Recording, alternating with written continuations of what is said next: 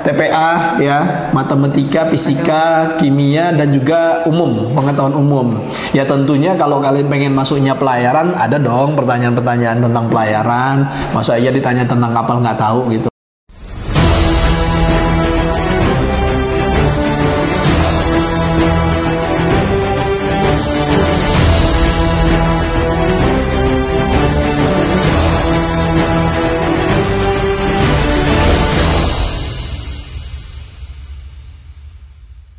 Oke, izin bertanya, Pak, perbedaan mandiri dan polbit itu apa ya?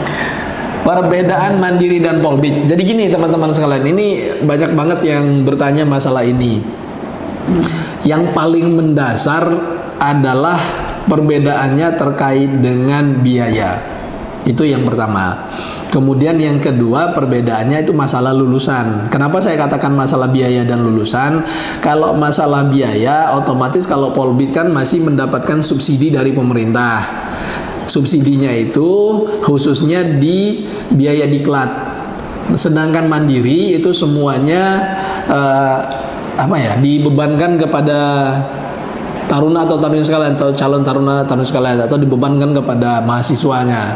Kemudian mengenai outputnya, yang polbit itu nanti akan diangkat menjadi ASN, ya, akan menjadi ASN, kemudian ditempatkan mungkin di seluruh UPT yang ada di seluruh Indonesia. Selindo lah kita nyebutnya, UPT perhubungan. UPT itu adalah unit pelaksana teknis, mungkin nanti ditempatinya di kampus, mungkin nanti ditempatinya di pelabuhan, kemudian mungkin juga ditempatkannya di Kementerian Pusat. Kita nggak pernah tahu, sesuai dari kebutuhan dari lembaga tersebut dan keputusan dari Kementerian Perhubungan. Pada dasarnya teman-teman sekalian, itu yang paling membedakan. Tapi di sini hak dan kewajiban, ya, hak yang diterima serta kewajiban yang akan dilakukan oleh taruna semua terkait dengan tinggal di asrama semuanya sama. Jadi mereka tinggal di asrama yang sama, kemudian mereka belajar di kampus yang sama, di gedung yang sama. Ya kelasnya pasti beda dong. Ada yang kelas polbit, ada yang kelas mandiri, seperti itu. Itu teman-teman sekalian. Makannya sama, menunya sama dong Bu ya. Masa ibu makan tempe misalnya, yang polbit tempe, yang mandirinya daging gitu misalnya. Enggak seperti itu. Sama, ya, sama semua. Jadi makannya sama, tempat tidurnya di asrama yang mungkin maksudnya di lokasi yang sama, tapi mungkin gedung yang berbeda, seperti itu. Itu mungkin yang paling membedakan. Ada lagi? Kalau luka di kaki akibat jatuh sekitar 4,5 inci, apakah masih ada batas toleransi? Baik, untuk luka, bekas luka itu satu, pertama mungkin luka dijahit apa tidak, terus dia itu mempengaruhi pergerakan dari kakinya apa tidak. Nah nanti kan dites tuh fungsi kakinya dan sebagainya apa tidak. Kalau dia itu mempengaruhi, ya maka berjalan sakit apa tidak, terus di tes refleksnya berfungsi dengan baik atau tidak. Jadinya seperti itu. Biasanya kalau dia tidak ada masalah, dia masuk kategorinya tetap lulus. Kesehatannya lulus dengan kriteria. Jadi kesehatan itu ada 1, 2, dan 2P, pertimbangan itu tetap lulus. Nah nanti dari itu contoh, ini kesehatan lulus bagus semuanya. Ini ada ya kayak itu bekas luka dan sebagainya. Tapi yang bekas luka ini nilainya tinggi semua, dari SKD, dari akademik, dia nilainya tinggi semua, psikotes bagus semuanya. Dan yang kesehatannya bagus, nggak ada cacat sama sekali, nggak ada bekas luka, tapi dia nilai SKD-nya rendah, ininya rendah, tetap otomatis yang lulus tetap makan di yang ada bekas luka-luka seperti itu masih masalah. Kecuali mau dia sepintar apapun, mohon maaf, kalau dia buta warna, tingginya kurang, ya mungkin rezekinya bukan di pelayaran, ya, rezekinya bukan di sekolah kedinasan, ya, mewajibkan seperti itu. Gitu. Nah ini kan gini teman-teman sekalian, ini kan kita tentunya kita mencari yang terbaik dong dok ya. Betul. Ya Bu ya, kita mencari yang terbaik. Jadi misal yang ideal Bu ya. Jadi misalnya teman-teman sekalian kebetulan misalnya nggak ada masalah, kesehatan nggak jadi masalah misalnya. Kemudian tapi kalahnya di psikotes misalnya kan begitu ya, otomatis kan kita cari yang terbaik dulu kan. Nah, seperti itu. Kemudian IQ-nya tinggi tapi kesehatannya bermasalah, kan perlu ada ini dok ya, ada pertimbangan tertentu gitu. Nah kemudian ini kaitannya dengan yang tadi, dengan hampir sama nih, dengan bekas luka. bekas luka itu kan biasanya kan ada keloid, Dok. Nah, itu boleh nggak sih ada keloid gitu? Bekas keloid kalau masih tertutup berarti kalau kita pakai baju tertutup, kan taruna ada celana pendek ya olahraganya. Nah itu kalau masih tertutup biasanya tidak Nggak masalah ya. Kalau yang misalnya bekas keloidnya besar di wajah kan estetik ya. Iya. Nah, itu biasanya yang Menjadi pertimbangan. Ya menjadi pertimbangan seperti itu. Apalagi misalnya Ya besar. Ya. codet. Gitu. Kalau yang kok pakai baju dia ketutup nggak kelihatan, ya kayak gitu. Enggak, Bu. Enggak, Dok. Ya, Iya enggak. Dulu kan pernah Ya, ya. benar. Kita ada kayak gitu, Bu. Kita menemukan terus ada juga yang mohon maaf ya, kepalanya itu apa? Ya. Enggak simetris gitu loh, Bu. Pernah kan, Dok ya? Benar. Iya, kita menemukan kayak gitu. Jadi apa ya bahasanya tadi, estetis apa?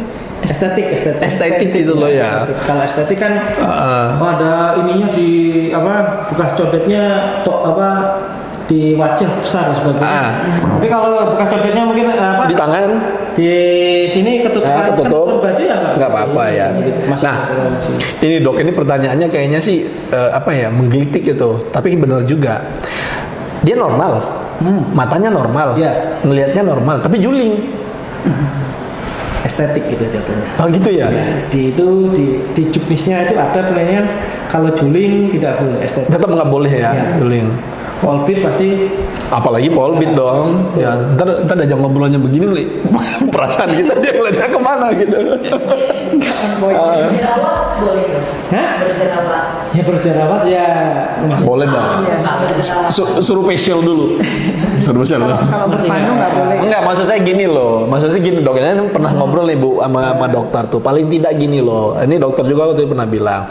Kita itu kalau mau perang kan ada persiapan dulu kan Bu ya. Jangan ibaratnya kayak apa ya, coba-coba gitu loh. Facial kan nggak jadi masalah kan, Dok? nggak ada masalah. Iya, looking gitu ya. biar good looking kan gitu Bu. Biar glowing. Jadi misalnya ada jamur-jamurnya itu di itu dulu dibuang dulu gitu. Ya kan Bu ya? Bisa dok. Iya, bisa. Buang jamur dulu bisa Hah? ya. Bisa lah obatin dulu. Ya, Obatin mungkin nanti dulu.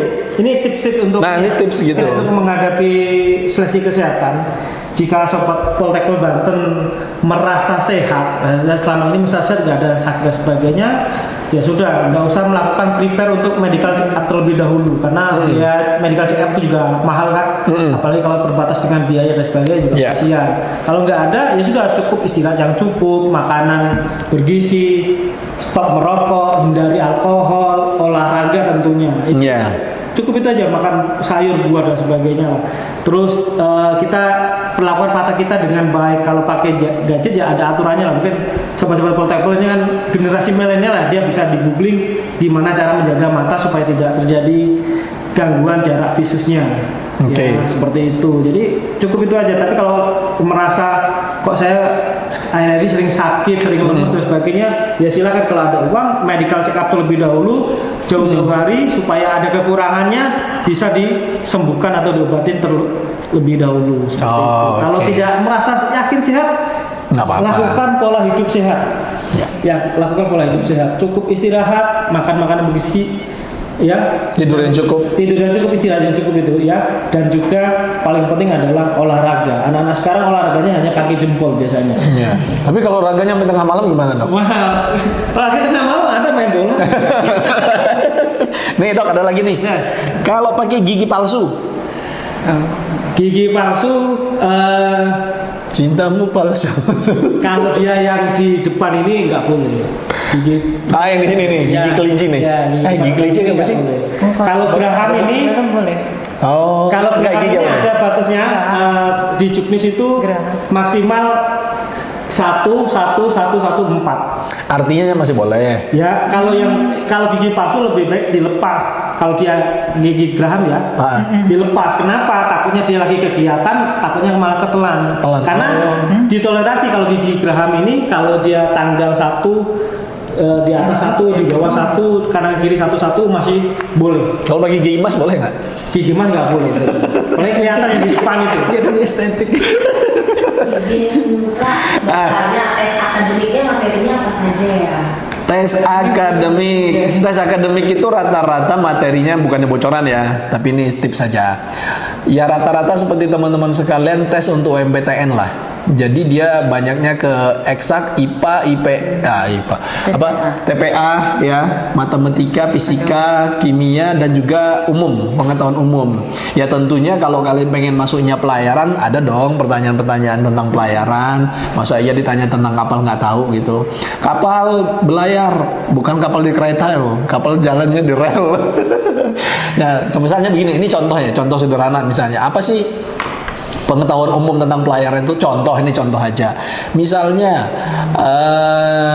daratan yang menjorok ke laut apa Bu? Palu. Tanjung. Cakep. Lulus dong jadi Taruni dong. Ya. Ini contoh nih. Ya. Kemudian Palung tuh ke sini ya? Ya Palung kan yang dalam. Iya. Misalnya lautan di antara dua pulau misalnya. Selat. Nah, itu kan contoh-contoh sederhana gitu loh. Contoh itu umum lah. Ada lagi? Ada lagi. Izin bertanya, Pak, saya lulusan 2020, apakah umur mempengaruhi penilaian dan untuk tesnya apakah ada renang? Batas usia itu maksimal 23 tahun. Itu diploma. Diploma itu 23 tahun. Kalau untuk DP? Untuk DP 26. 23 itu biasanya kita settingnya itu pada saat dia terhitungnya itu pada saat dia masuk asrama. Itu seperti itu, 23 tahun. Kalau yang DP itu 26. Apalagi tadi? Udah itu. Umur doang. Tes renang nggak ada. Renang kebetulan jadi gini teman-teman sekalian. Kalau dulu Dok, gue waktu di STP ada. Dulu pertama-tama sini juga. Di sini juga dulu kita ada. Tapi setelah itu renang itu kita tidak digunakan. Saya pernah mendengar ya, cuma saya letter-letnya mungkin saya nggak bisa menunjukkan sekarang. Disampaikan renang itu tidak kita teskan karena renang itu adalah suatu keahlian yang bisa dilatihkan. Jadi teman-teman sekalian nanti begitu masuk ke dalam itu kita ada kolam renang. Kita di sini ada kolam renang, ada kolam latih dan itu bisa diajarkan, bisa dilatihkan. Anak gue kemarin ikut dong. Kan awalnya kan nggak bisa ngambang dong, nggak bisa. Terus ikut dalam seminggu aja udah bisa dia berenangnya. Artinya kan itu bisa dilatihkan. Itu seperti itu.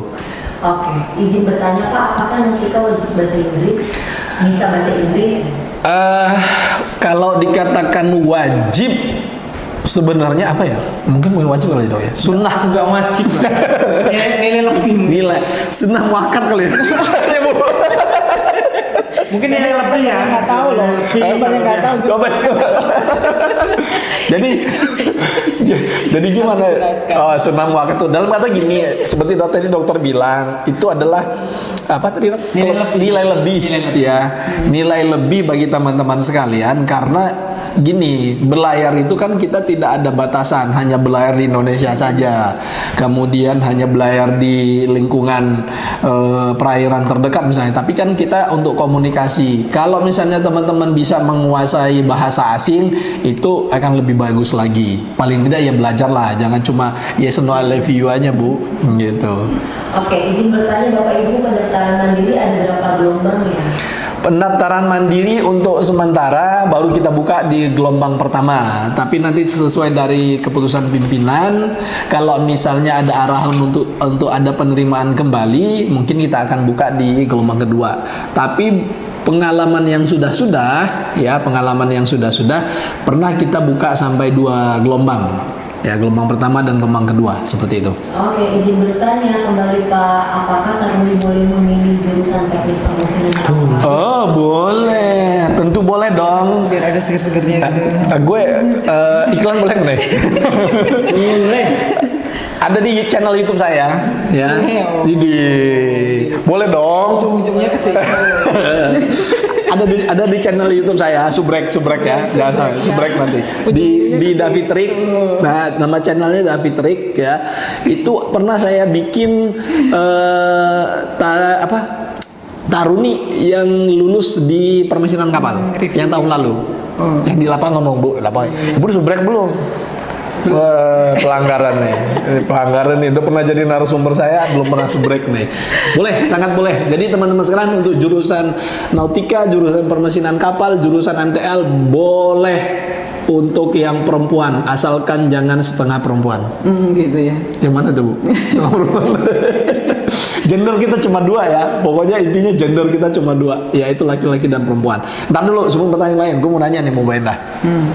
Bu, ini di dalam tes psikotes itu bisa diukur nggak sih yang terkait dengan 3 huruf? LGBT. Ya. 4 itu. LGBT. 4 ya? Oh yang 4 Bu, sorry Bu, L-nya ketinggalan tadi. Iya. Ya. Ini lagi ini LGBT emang lagi. Kan lagi marak nih. Sedangkan kita nanti kan tinggal di asrama, boarding school, ya kan. Kemudian satu kamar tuh laki-laki semua. Nggak mungkin dong laki-laki perempuan gitu. Nah gimana Bu dalam tes psikotes itu? Dan mungkin nanti dokter bisa menambahin. Oke. Jadi kalau untuk LGBT itu bisa kita lihat dari salah satu item atau aspek yang ada di dalam psikotes itu, terutama aspek kepribadian ya. Oke. Itu nanti bisa kita kita observasi dari situ, interpretasinya juga bisa dari situ. Gitu Pak David. Jadi bisa. nanti termasuk dalam dalam variabel yang kita lihat ya. Iya. Iya. Ya nanti karena itu juga termasuk ini ya, kita harus update gitu ya. Iya. Maksudnya kebutuhan-kebutuhan apa yang diinginkan atau yang diharapkan melalui psikotes itu, nah itu nanti kan menjadi request tersendiri gitu kan. Iya. Nah itu item itu nanti bisa kita tambahkan dalam kriterianya gitu loh. Dalam kriteria maksudnya kalau yang seperti ini jangan sampai diterima. Jangan sampai diterima seperti Iya. Oke, siap. Dari aspek kesehatan Dok, kira-kira. Sebenarnya dari aspek kesehatan kan itu LGBT adalah kita udah sepakat itu gangguan kesehatan jiwa. Itu memang dari pemeriksaannya dari psikotes itu screeningnya, terus yang menentukan nanti dari dokter kesehatan jiwa, dokter psikiater yang menentukan itu. Nanti dari situlah dia butuh konsul dan sebagainya. Kalau dia tingkatannya parah ya butuh obat. Kalau dia hanya masih bisa sebatas konseling ya hanya sebatas konseling saja ke psikolog. Oke. Tapi pada prinsipnya itu dua-duanya masuk dalam variabel kesehatan pemeriksaannya di psikotes dan kesehatan ya. Di kesehatan di psikotes. Di psikotes ya, lebih condong ke psikotes Bu ya. Karena di kesehatan tidak dilakukan MMPI. Oke. Kalau ini Bu, saya pernah punya pengalaman dulu. Klepto bisa diukur juga ya dari kepribadiannya gitu. Iya, jadi segala ini ya Pak Davi, kepribadian lah ya. Penyimpangan ya, atau psikopatologi gitu istilahnya, penyimpangan kejiwaan atau penyimpangan perilaku itu memang secara minimal itu memang bisa kita lihat dari hasil kepribadian. Hasil kepribadiannya. Iya. Ini juga mungkin bisa dari observasi selama tes berlangsung itu kan lama ya, dari pagi sampai menjelang sore. Nah itu juga kita ada observasi juga. Kemudian dari selain tes kepribadian juga bisa dilihat dari ininya yang mungkin nanti bisa diperdalam dengan interviewnya. Oke. Digali pada saat interview. Ke situ, gitu. Nah, nanti kita ada sesi ini nggak? Sesi sama pewawancara nggak? Nggak. Bu Ena kan pewawancara juga. Ya. Oke, ada pertanyaan lagi? Ada Pak. Sebentar, sebelum masuk ke pertanyaan. Kita sampai jam berapa ini? 5 menit lagi Pak. 5 menit lagi. Oke, siap. Izin bertanya Kak, kuota untuk DP3 pembentukan mandiri berapa ya Kak? Kuotanya kita memang sudah ada kuota, tapi tentunya mungkin biar jadi surprise buat teman-teman sekalian, tentunya kita mengharapkan sebanyak-banyaknya untuk bisa ikut karena kita akan mencari yang terbaik. Izin bertanya kembali, saya asal dari Bekasi, untuk tesnya harus langsung Bekasi pakai paspor. tesnya langsung ke lokasi ya Pak? Gue orang Bekasi dong. Tetanggaan jangan ini. Enggak Bu, dulu pernah dibilangin katanya Bekasi pakai paspor katanya gitu. Gimana Dok? Untuk tesnya itu ya memang karena di Kemenhub itu mempermudah terdekat ya. Jadi lokasi terdekat UPT bisa daftarnya di Poltekkes Banten, tapi tes kesehatannya di STTD ya Bekasi. STTD itu bisa. Tapi kalau program mandiri harus ke Poltekkes Banten. Kalau program Polbit itu bisa di tempat terdekat dari tempat tinggal masing-masing peserta. Nggak boleh Oke. memilih, ya. Jadi teman-teman kalau misalnya yang program Polbit itu kan kita pendaftarannya online ya, Ya, Dok ya. betul. Kita pendaftarannya online, nanti boleh milih nanti tes SKD-nya di mana, tes kesehatannya di mana, itu boleh. Jadi misalnya yang tinggalnya di Batam misalnya, nggak harus ke Jakarta untuk tes kesehatan, tapi nanti untuk tesnya silakan nanti milih tesnya di mana. Ini ada yang nanya juga, Dok, nih. Tinggi badan kurang 2 cm. Itu sih masalah toleransi, ini sih ya masih masalah kebijakan sih ya.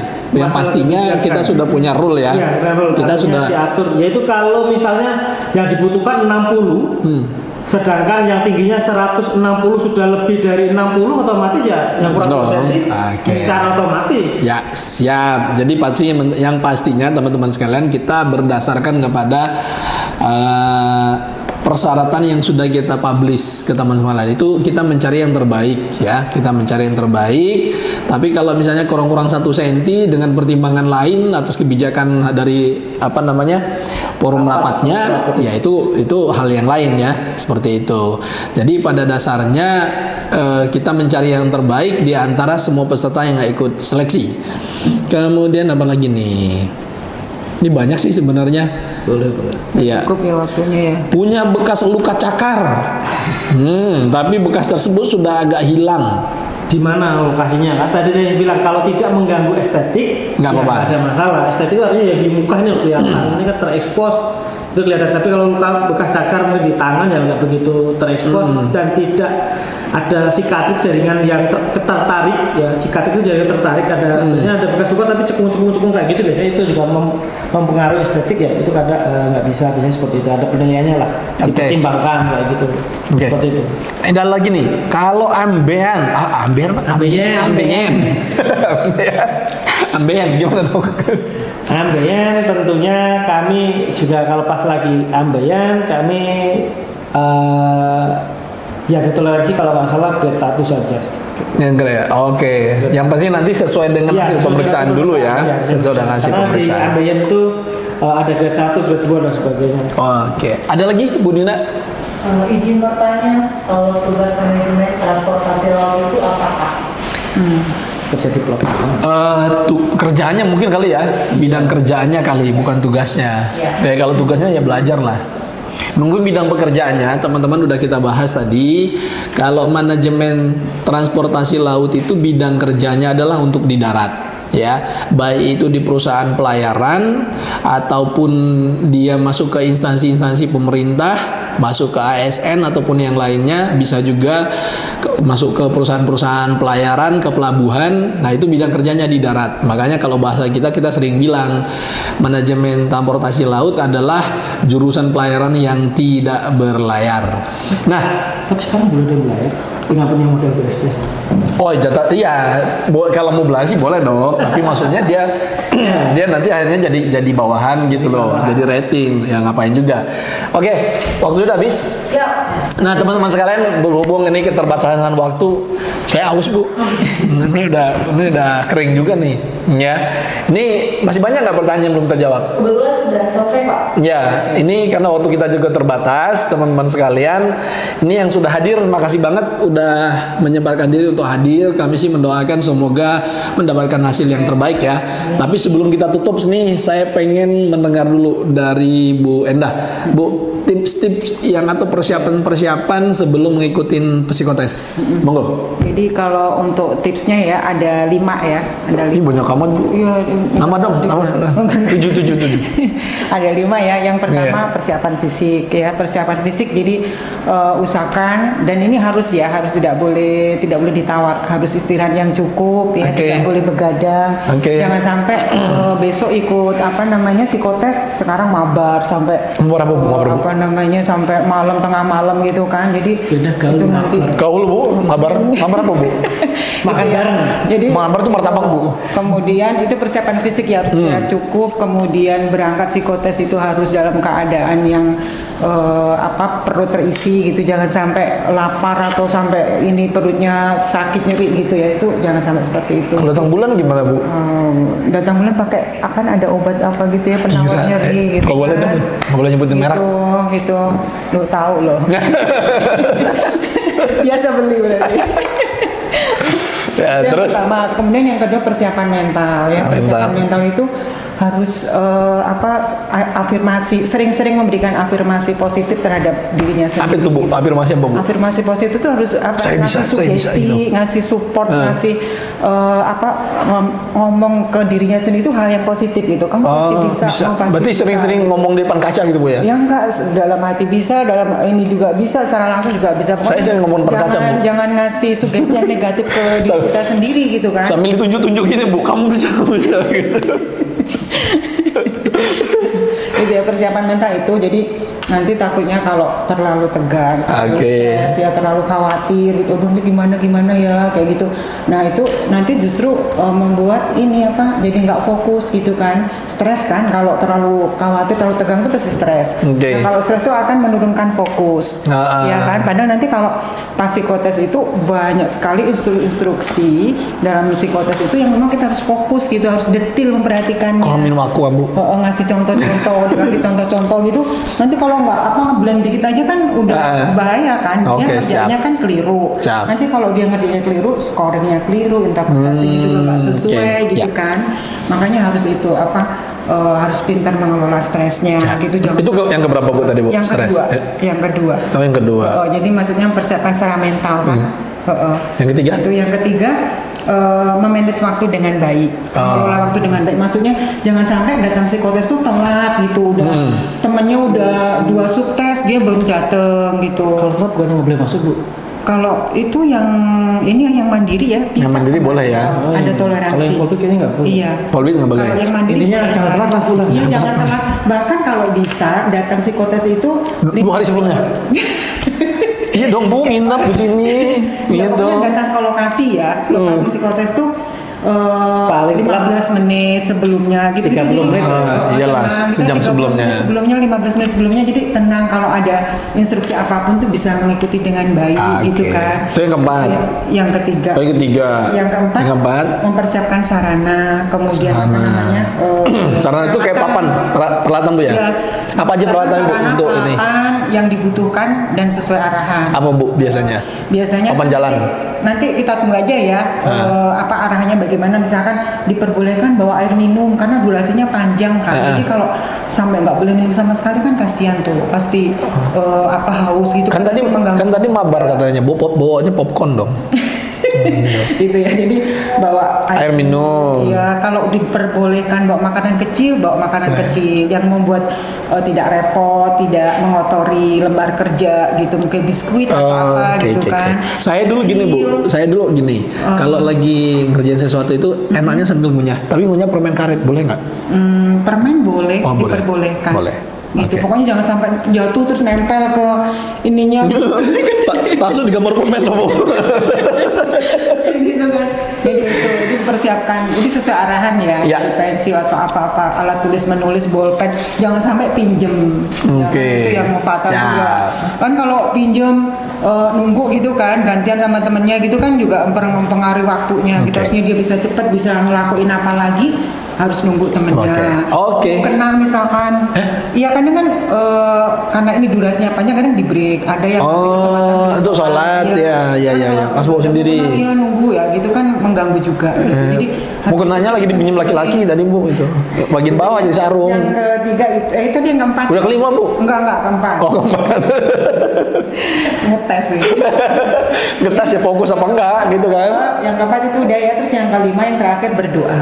Ya. Oh iya dong, salim dong sama orang tua.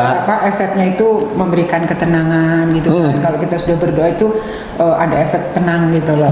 Nah itu kan akan kondusif banget, akan support banget dengan hasil tes kita. Itulah 5 tips dari Bu Endah.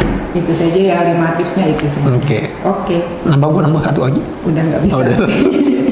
Dari dokter, dari kesehatan dok. Baik, untuk tips sebelum melakukan medical check up untuk kesehatan, seleksi kesehatan, ya kalau memang bisa melakukan MCU sebelumnya silakan. Prepare. Enggak dilarang ya? Enggak diwajibkan dan enggak dilarang. Dan enggak, intinya enggak diwajibkan atau enggak dilarang. Sunnah muakkad Bu ya.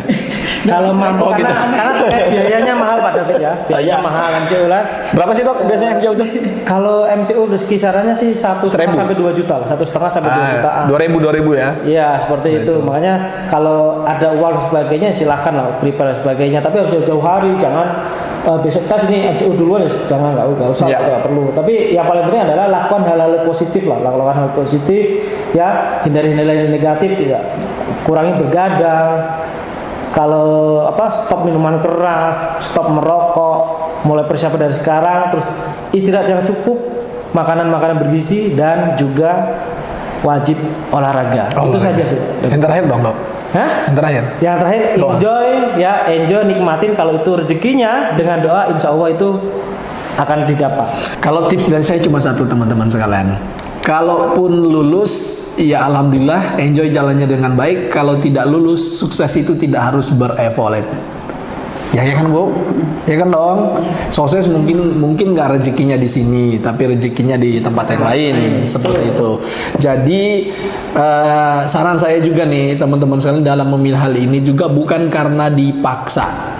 Karena kalau misalnya dipaksa, pasti teman-teman sekalian nggak akan enjoy untuk mengikuti pendidikan yang ada di sini. Tapi kalau memang sudah kemauan sendiri, mau itu seberat apapun pendidikannya, apapun jurusannya, itu pasti akan menikmati. Ya, mungkin itu saja tips-tips ya dari kita semua pada siang hari ini. Dari panitia ada tambahan nggak? Jangan lupa daftar.